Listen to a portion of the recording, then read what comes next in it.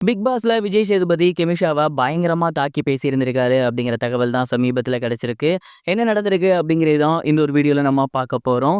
Big பாஸ்ல பார்த்தீங்கன்னா, இந்த வாரம் நெறைய விஷயங்கள விஜய் சேதுபதி ரொம்பவே நோட்டீஸ் பண்ணி கரெக்ட்டா கேட்டிருந்திருக்காரு. அதுல ரொம்ப முக்கியமான விஷயம், டாக்டர் திவாகர் அவர்கள் என்ன பார்த்து பேசல, என் கண்ண பார்த்து பேசல அப்படின்னு கெமிஷா வச்சிருந்த ஒரு அலிகேஷன். இது வெளியில பயங்கர வைரலா போயிருந்துச்சு.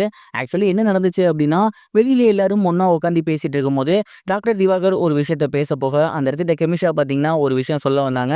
அவங்க 2 பேத்துக்கும் ஆகாது. அந்த ஒரு காரணத்தினால கெமிஷாவோட முகத்த கூட அவரு பார்க்கவே இல்ல.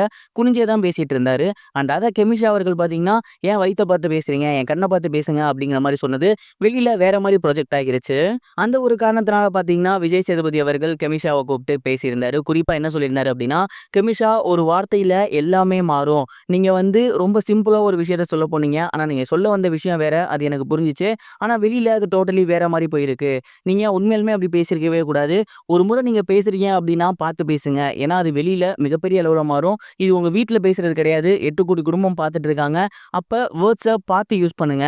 அதே மாரி நீங்க டாக்டர் திவாகர் கிட்ட நெறைய முறை வந்துட்டு அவர வாண்டடா அடிக்கிற மாரி எனக்கு ஃபீல் ஆனுச்சு.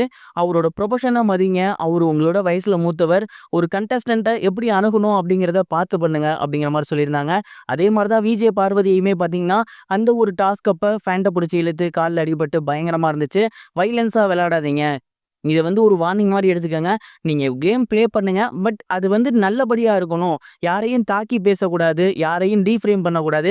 யாரையும் காயப்படுத்தக்கூடாது. இத மட்டும் மனசுல வச்சு பண்ணுங்க அப்படின்னு விஜய் சேதுபதி கெமிஷாக்கு அட்வைஸ் பண்ணியிருந்திருக்காரு. அண்ட் அதே மாரி அவங்க பண்ண தப்ப அட்ரஸும் பண்ணியிருக்காரு. கெமிஷா அவர்களுமே அதுக்கப்புறம் சாரி கேட்டிருக்காங்க. திவாகர்ட்டயும், விஜய் பார்வதிட்டயும். இந்த ஒரு விஷயம் தான் சனிக்கிழமை எபிசோட்ல நடந்திருக்கு.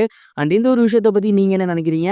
என்ன பொறுத்தவரைக்கும் விஜய் சேதுபதி கரெக்ட்டா பார்த்துருக்காரு அப்படிங்கிற மாரி தான் தோணுச்சு.